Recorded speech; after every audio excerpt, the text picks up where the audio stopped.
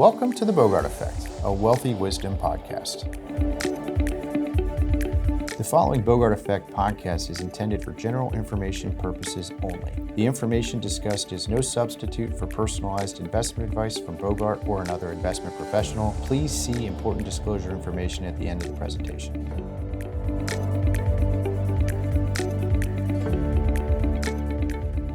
All right. Good morning. Welcome to 2026. This is James Bogart. Thank you for taking the time for joining us on the BOGART Effect podcast.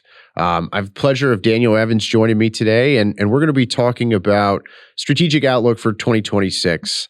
You know, it's 2026 is going to be an interesting year. We've kind of got a hodgepodge of multiple different historical legislations that have a whole bunch of things that are now coming into effect this year.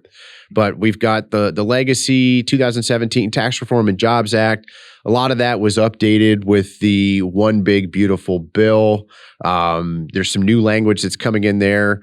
We also have the Legacy Secure Act and Secure Act 2.0 that also have things that are finally coming into effect here in 2026. So the goal today is just have a conversation around all the fun things that are changing, update some numbers, make sure that everyone's aligned with some of the strategies and planning things, and just have a fun conversation. So thank you, Daniel, for joining me today. Yeah, absolutely. Thank you, James.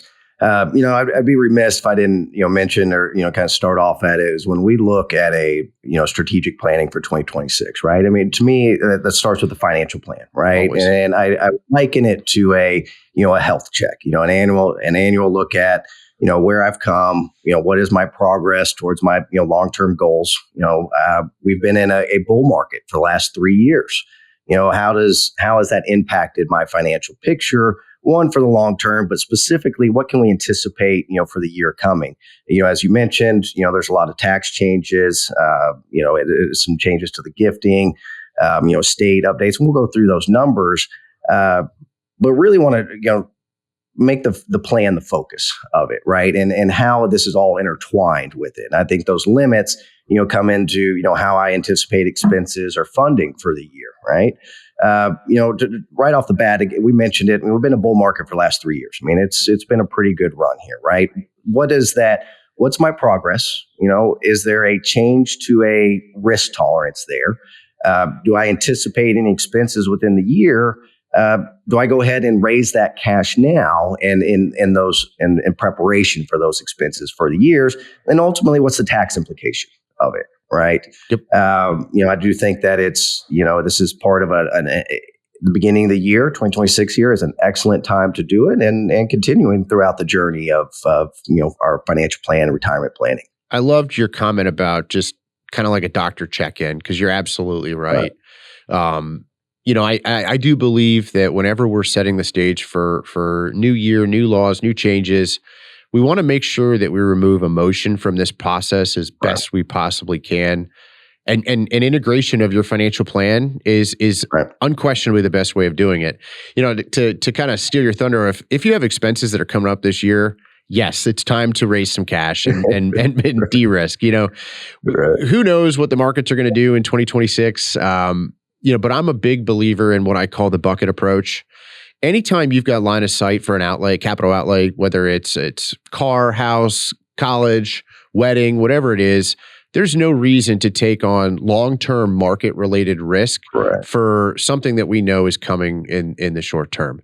And so then it's just what's the most tax-efficient way of generating the cash that we need and put it into a money market position and not let the emotional dictation associated with volatility in the markets have any impact on how you're going to generate that. So, and when I think about a lot of the strategic changes and outlook for 26, with regards to these laws, there's a segment that impact those that are still working and in the accumulation phase. And then there's also a segment for those that are retired. So we're going to talk a little bit about both.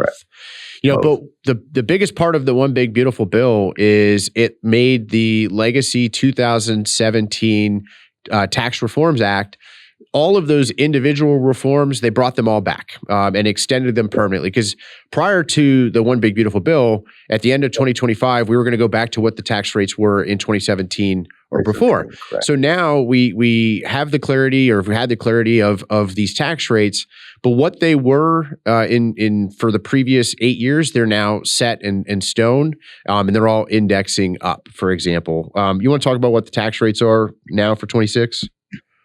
Yeah, when we do talk about it, we talk about permanent, right? What does permanent mean, right? I do think that is that I've had this conversation come up quite a bit, right? Are they permanent throughout throughout the future? Probably not, right? But I mean, it's the event that it would take to change the tax brackets that we're in now for the One Big Beautiful Bill is now it takes an act of Congress, right? I mean, you got to have a legislative process to it. I'm willing to bet here that's probably not a popular thing to run on, but I mean, could we see it revert or into the future? Yeah, absolutely. I mean, that is a possibility in there. But the earliest that would happen would be post midterms, right? And making an assumption that we see a broad change politically. So permanent in the context of permanent is, it's going to take a legislative act to change, right? But the thing is with a lot of these different changes that came from the One Big Beautiful Bill, almost every single one of them has an income phase out or a time phase out, right? And we'll talk about some of them because they're all coming online now that they haven't had before. But the 2026 tax rates are the same as they were before. We go from 10% to 12 to 22 to 24 to 32 to 35 to 37. They've all indexed up for inflation. So for example, the 10% bracket is for if you're married, 24,800 or less. For the 12% goes from 24,801 up to 100,800, and then the 22% kicks in at 100,801. 24 kicks in at 211,401. 32 kicks in at 403,550. 35 kicks in at 512,451, so 512,000. And then the 37% bracket kicks in at $768,701. So, the point is we have the same marginal tax rates we had before. No change there, just the income thresholds have modified. I would say one of the most material adjustments has been around standard deductions, right? So the individual standard deduction, $16,100. That's a $350 increase. Head of household is $24,150. That's a $525 increase. And then married filing jointly is $32,200. That's a $700 increase. The one thing that the One Big Beautiful Bill added was an additional $6,000 bonus deduction for anyone that's over the age of 65. However, there's an income phase out here. So if you're single and make over $175,000, it starts to phase out. If you're married, $250,000, it starts to phase out. So, it's all well and good. Nice to have this extra deduction. What we believe this ended up happening was Trump campaigned on cutting taxes for Social Security or taxes on Social Security. When it came down to administration of the One Big Beautiful Bill, there was just no way of modifying Social Security in addition to tax policy. So this extra deduction is essentially what he was able to do so he can argue that he is cutting taxes on Social Security. The thing I'll say for clients is, and I want to wrap it back to your comment earlier, Daniel, about the integration of someone's financial plan. I think it's imperative. A deduction is a deduction. So even if you're in the highest marginal brackets, let's just assume that your effective tax rate off that deduction is approximately 25%. So if it's a $6,000 deduction, that means that your actual tax savings are about $1,500.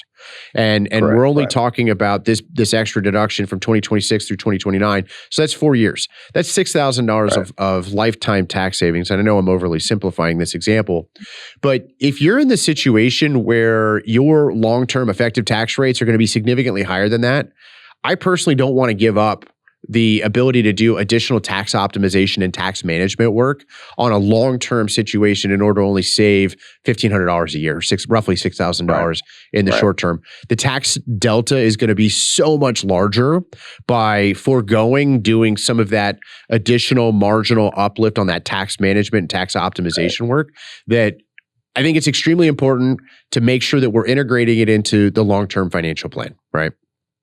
Yeah. Absolutely. And that's a popular topic is this integration. One area was kind of, I don't want to say surprised, but one area where we didn't see a change in is our annual gift exclusions, right? They decided to keep that at $19,000, same as 2025. That's on an individual basis for married couples. That's $38,000 together, right? So that is one area that stayed the same. So any that we're gifting, to kids, grandkids out there, that those numbers are the same, right? 19,000 individual, and they didn't change the 529 rules at all on that. Yeah. So you can still do 5 years at once front loaded. So it's basically taking those 5 years of annual gift exclusions and doing it all in 1 year. So it's 190,000 you can do in one gift to a 529. That's the only time you can do that. That acceleration is in a 529. Yeah.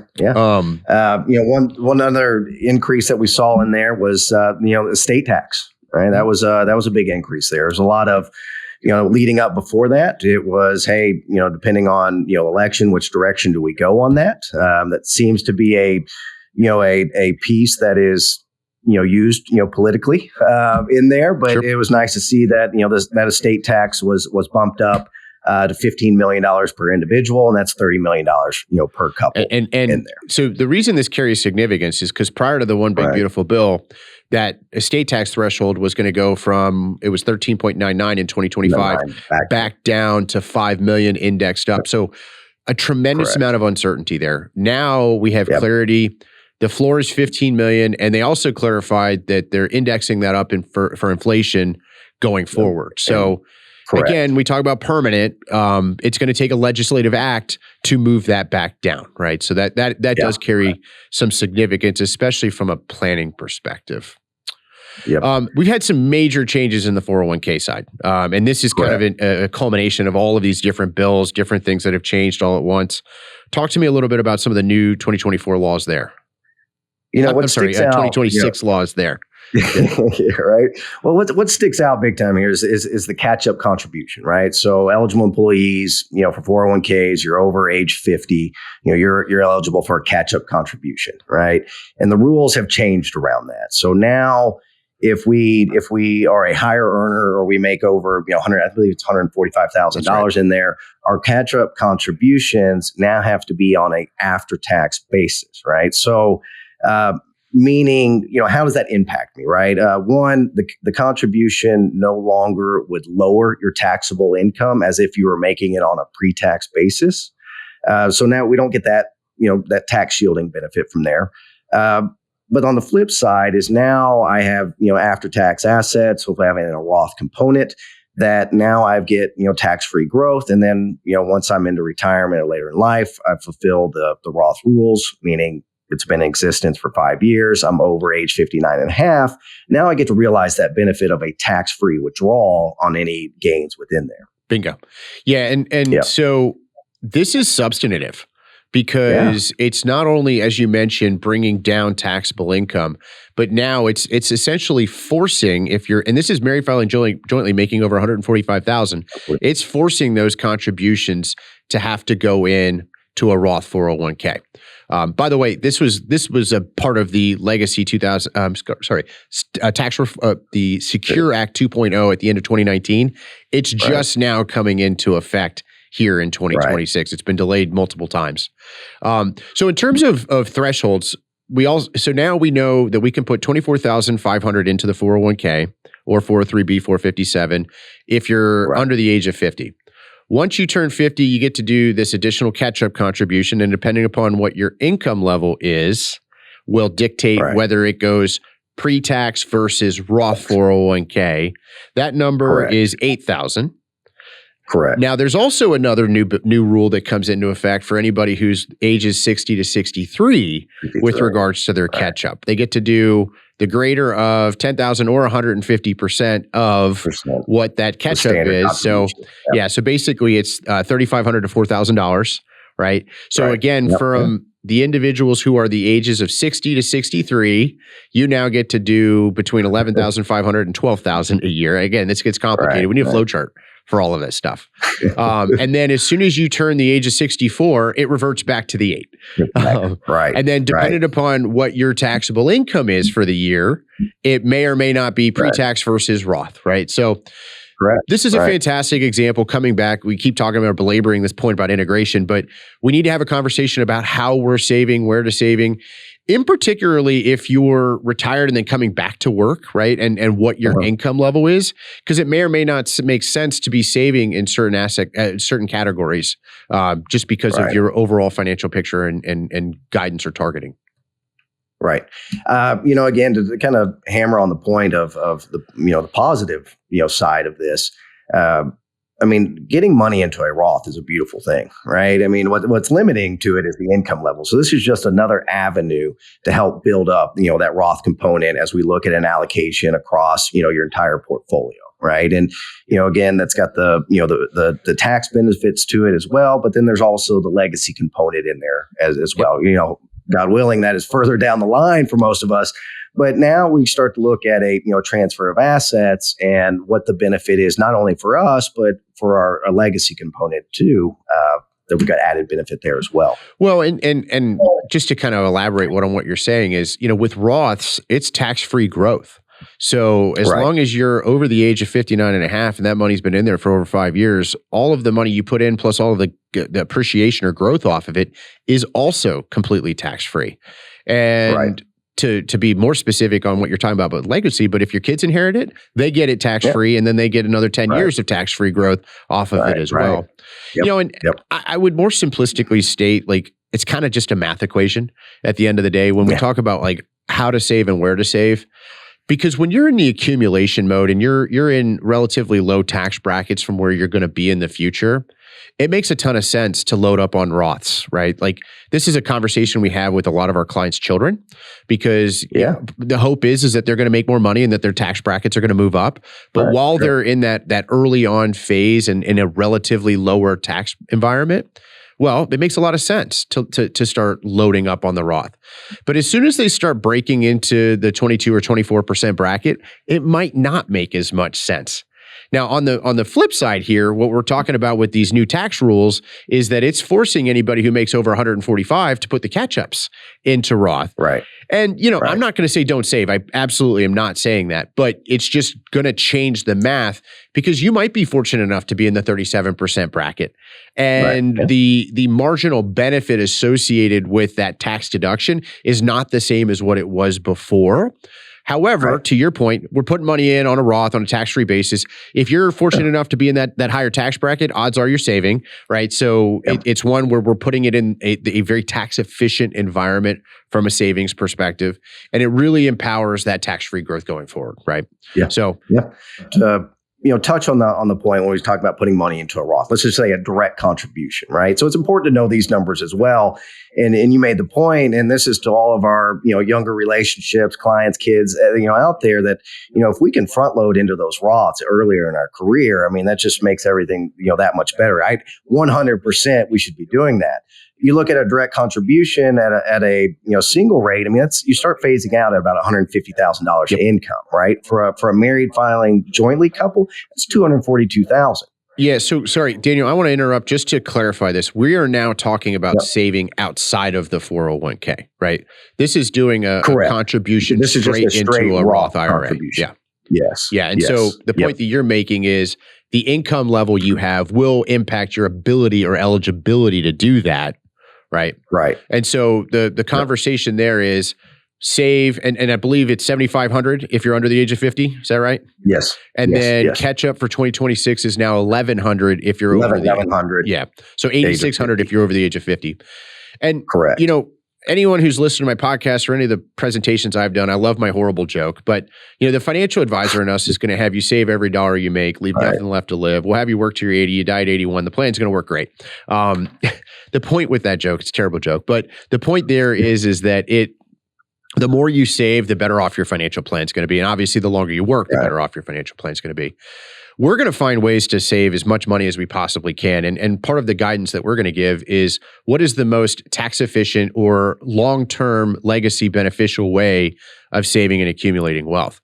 We're very biased. We love the Roths because of tax-free. However, income restrictions prohibit that from being something that can be completely advantageous all the time. But if you're in the position to be able to save after-tax dollars outside of of your retirement plans, the Roths hands down are the best way of doing it. If you're fortunate enough to be able to make more than those income thresholds, I think you said 150 and 242, something like that. Right. Yep. Then we have to look at doing something like a backdoor Roth strategy, which is where we do an after-tax contribution into a traditional IRA and then immediately convert it to the Roth. This applies to you and your spouse, right? So a lot of times a spouse doesn't have retirement plans if they're not working. Right. It's a great way of putting money into a retirement plan for them. But it also works fantastic if you're thinking about doing giving for your kids and creating meaningful impact in their lives earlier on. Put it into a Roth for them. Let it grow completely tax-free. You're helping remove some of the burden for retirement savings for them. It's hands down one of the best ways that we can see wealth transfer and wealth accumulation is funding those Roth IRAs. Right. Sorry. It is great. I mean, and then also to do a kind of full circle, right? It was kind of back to the integration, right? So when we're looking at a plan, we're looking at cash flow for the year, right? Our cash flow absolutely and our expenses, our projection absolutely dictates our availability or our ability to make these contributions if we're outside of a 401k and we're looking at traditional or regular direct contributions to a Roth, right? So I mean, all of this is included and should be part of your conversation, regards to your financial planning and outlook for the year. Bingo.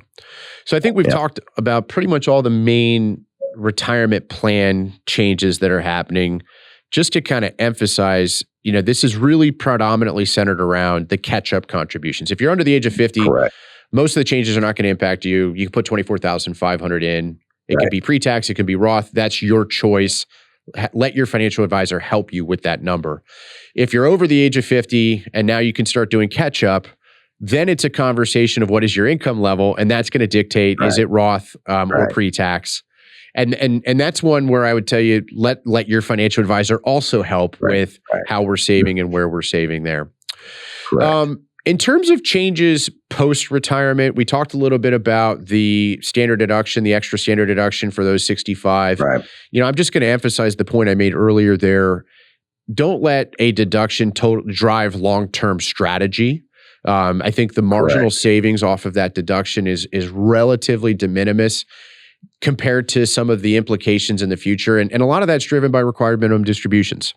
And for anybody who doesn't know, when you attain the age of either 73 or 75, depending upon what year you were born, so 1959 or sooner, your RMD age is 73, 1960 or later, it's 75. But you're required to start taking money out of these retirement plans.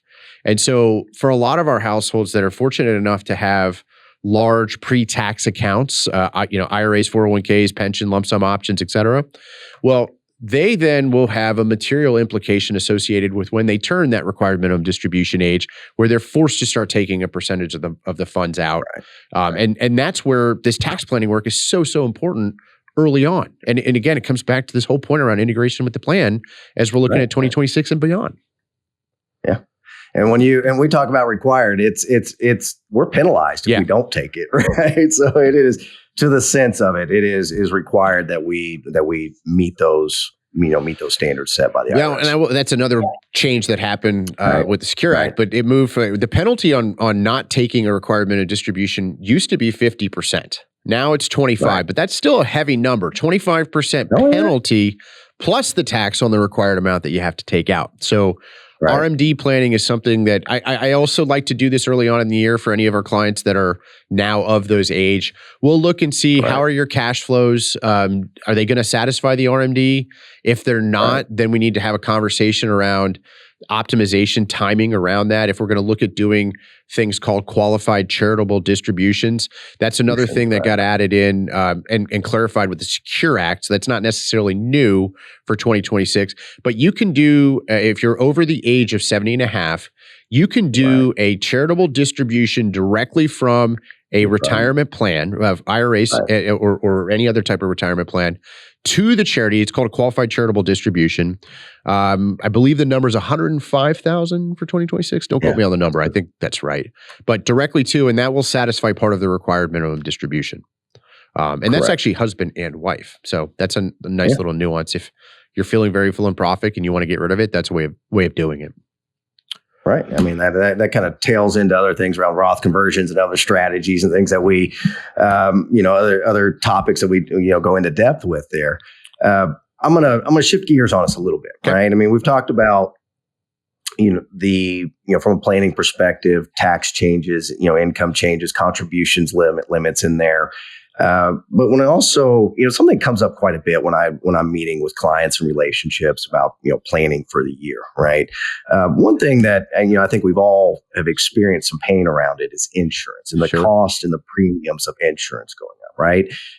I know I do it for myself. I know a lot of my clients do as well, but as part of that yearly annual checkup, it's looking at that expense, right? And as part of the, the cash flow and projections expenses within the financial plan.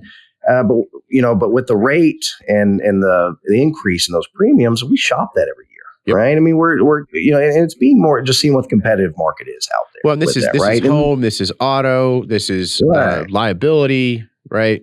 All property and casualty related insurance. Yeah, absolutely. So, just tying back to the plan, and we've said that, several times here, but it's to stress the importance of it, right? And then how this meeting, you need to be meeting with your financial advisor, certified financial planner, making sure that we have the cash flows in place. We got the most accurate, expense profile that we have, right? I mean, life happens, right? There's going to be some unpredictability in this, right? But the best that we can do with it, and it really helps with our catch-up contributions, with our income thresholds, with our Roth conversion strategies, with our estate planning, whether we want to gift the kids, right? So each year, I mean, it seems like a lot, but each year it's it's almost kind of a checklist, right? As we go through, look at the plan, making sure that these topics are covered and we're aware of it. Yeah. And there's a couple others I wanted to add on to this. We talked a little bit about charitable just on the retirement side. Now coming into 2026, there's a 0.5% AGI floor on any charitable giving. You can still do up to 60% of your AGI, adjusted gross income, with cash donations. You can do 30% with stock donations. I want to emphasize, as we're thinking about 2026, anyone who's philanthropically inclined, if you have highly appreciated positions in a stock, you should be donating that stock. The charities don't pay the tax. And if you want, you can put it into a donor advised fund, which is a charitable account that allows you to donate that highly appreciated stock into, and then you can disperse it more incrementally out over the year or even beyond. You're not obligated to. But the reason here is, if you needed to, let's just say you're going to write a check to charity. Well, that's after-tax dollars, right? And what I mean by that is, like, if you're retired and we need to then sell a position in order to be able to generate the cash for you to write the check, well, you're paying the tax on the gain in order to be able to do it. One of the things that I love doing is actually resetting the basis every single time I'm doing a donation. So I will donate that highly appreciated position, whether it's, company stock that you've done NUA on, or if it's, one of these tech stocks that's been shooting to the moon lately, like, you donate the stock, but then go back and buy it back with the cash that you were going to otherwise give to charity. And you're stepping up your basis along the way. It's just a very practical strategy that I think a lot of people don't place enough value off of, because at some point you're going to sell that stock in the future, right? And there's just no reason for you to have to realize that gain if you're going to be philanthropic along the way. One of the other substantive changes that I wanted to just mention while we're planning for 2026 is around these 529s. We talked a little bit about the annual gifting and putting money in there, but they actually changed the 529 so that you were able to take up to $10,000 a year for private education, K through 12, and then anything you need for qualified education expenses for college or postgraduate work. They actually increased the annual from $10,000 here this year up to $20,000. So the cost of private education is getting extremely expensive. Let the money be accumulated in a way, especially if you're planning to send your children to private K through 12. Let that be a part of the conversation we're having, because if you're saving, let's just say in a money market, you're paying interest income off of that every single year for that expense, right? Like, that doesn't make a ton of sense. Let's have that money properly saved within the 529. Now, I don't want to overfund 529s, right? But the point is that they're giving us extra latitude to be able to use those as a vehicle to accumulate wealth in a tax efficient manner to offset some of those education expenses. Correct. Oh my goodness, we covered a lot in the last 30 minutes here. I appreciate it. You know, we belabored the point, but you got to have a financial plan, and you need to make sure that you're integrating it. You know, we're biased. We believe in certified financial planners. I think it's imperative that you're working with a CFP, someone who understands your plans, the tax laws associated with your plans, and the nuances associated with these tax laws at more of a macro level. But Daniel, thank you for the time. I really appreciate it. It was a great conversation. Yeah, absolutely. Enjoyed it. Thanks, James. The previous presentation by Bogart Wealth was intended for general information purposes only. No portion of the presentation serves as the receipt of or as a substitute for personalized investment advice from Bogart Wealth or any other investment professional of your choosing. Different types of investments involve varying degrees of risk, and it should not be assumed that future performance of any specific investment or investment strategy or any other non-investment related or planning services, discussion, or content will be profitable, be suitable for your portfolio or individual situation, or prove successful. Neither Bogart Wealth's investment advisor registration status nor any amount of prior experience or success should be construed that a certain level of results or satisfaction will be achieved if Bogart Wealth is engaged or continues to be engaged to provide investment advisory services. Bogart Wealth is neither a law firm nor accounting firm, and no portion of its services shall be construed as legal or accounting advice. No portion of the podcast content should be construed by a client or prospective client